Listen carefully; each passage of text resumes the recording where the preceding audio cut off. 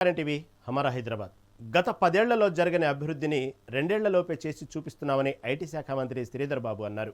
ఉప్పల్ నియోజకవర్గంలో 116 కోట్ల రూపాయల అభివృద్ధి పనులకు ఆయన శంకుస్థాపన చేశారు. గత ప్రభుత్వం కేవలం 195 కోట్లు ఇస్తే తాము ఇప్పటికే 380 కోట్లు కేటాయించామని పేర్కొన్నారు.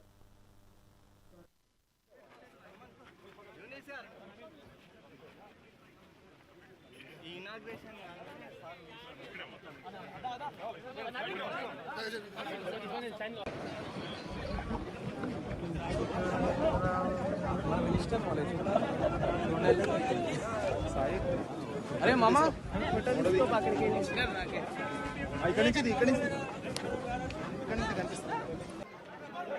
అనేక ఇనాగ్రేషన్కు సంబంధించి దాదాపు 116 కోట్ల రూపాయలతో నేను మా పట్నం మహేందర్ రెడ్డి గారు గౌరవ చీఫ్ విప్ శాసన మండలిలో ఇక్కడున్న మరి మా సోదరులు పరమేశ్వర్ రెడ్డి గారు, శ్రీదేవి గారు, అదేవిధంగా రజిత గారు, పావని గారు, మరి స్థానిక శాసనసభ్యులు కూడా పాల్గొనడం జరిగింది.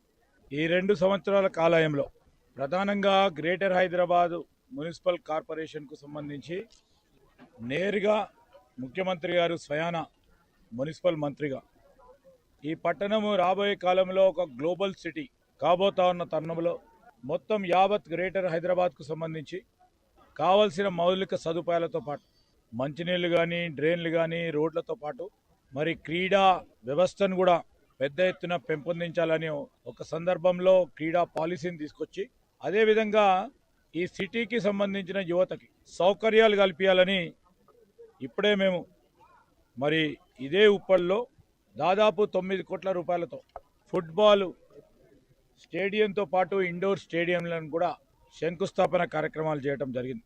అదేవిధంగా ఎస్ఎన్డిపి కింద 35 కోట్ల రూపాయలతో మరి హెచ్ఎండిఏ కింద 8.5 కోట్ల రూపాయలతో ఆర్ఓ వాటర్ ప్లాంట్ కానీ ఈరోజు ఈ ప్రాంతానికి సంబంధించి అనేక సంవత్సరాల నుంచి పెండింగ్లో ఉన్న స్కూల్ భవనం 2 కోట్ల రూపాయలతో కార్యాచరణ తీసుకున్నాం.